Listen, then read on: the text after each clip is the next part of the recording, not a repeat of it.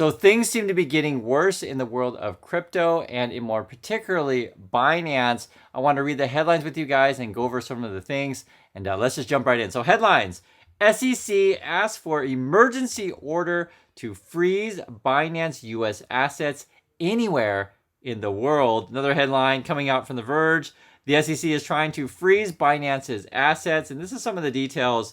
We take a look at this. It doesn't sound good. This is coming in late on a Tuesday. Essentially, the SEC essentially wants to ensure the safety of customer assets. Moreover, you can see the filing also claims that Binance has engaged in, quote, violative conduct for years in, quote, disregard for the laws of the United States, evasion of regulatory oversight, and open questions about various financial transfers and custody and control of customer assets. So they're basically saying you are breaking our laws and desist right now, give me your money, these kind of things. Let's review some more details of this stuff. Take a look at this here. It says, as part of the order, Binance and CEO Changpeng CZ Zhao are required to give up, quote, possession, custody, or control over customer assets within 5 days. So they're getting really serious about this. They're like, give us the money right now. You got 5 days to comply. With Zhao nor the company having the ability to transfer or withdraw assets from its customer wallets, it also asks that Binance transfer customer assets to, quote, new wallets with new private keys, including new administrative keys, for the exchange to provide the SEC with the record of all new wallets with customer assets. So for those of you who are into this stuff, you've heard of these phrases, right? Not your keys, not your crypto, this kind of stuff. So a lot of these exchanges, your crypto actually doesn't belong to you. And this is sort of what happened to a lot of people. If you had money / crypto in your Voyager or your BlockFi, FTX, this kind of stuff, you're basically going to get wiped out. And for me personally, I don't have any money in these things. I don't trust any of these types of stuff.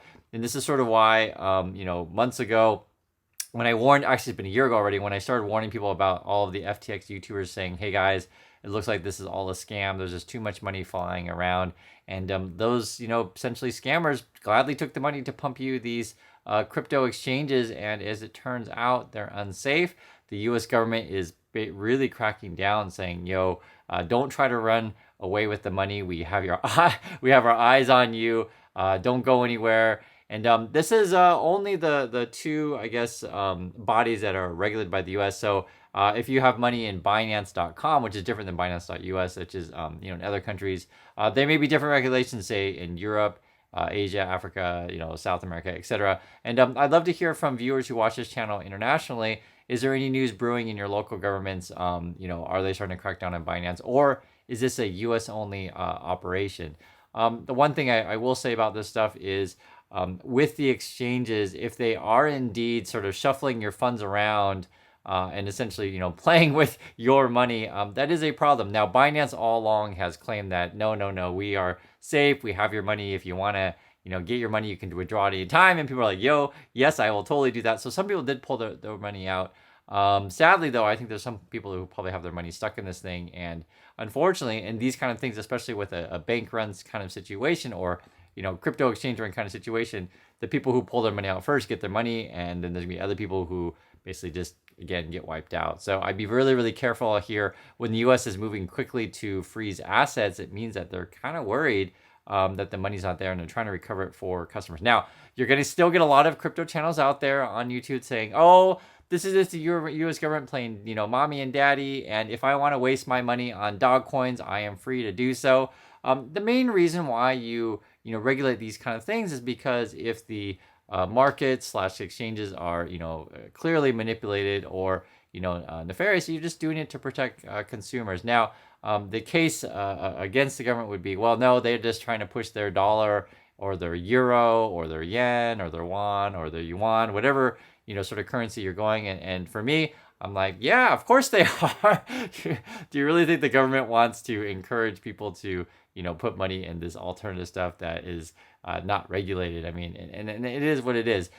My understanding on many of these exchanges, there are thousands of crypto things that are completely unregulated. It's completely the Wild West, not like hundreds, but like thousands. And a lot of these things are frankly worthless.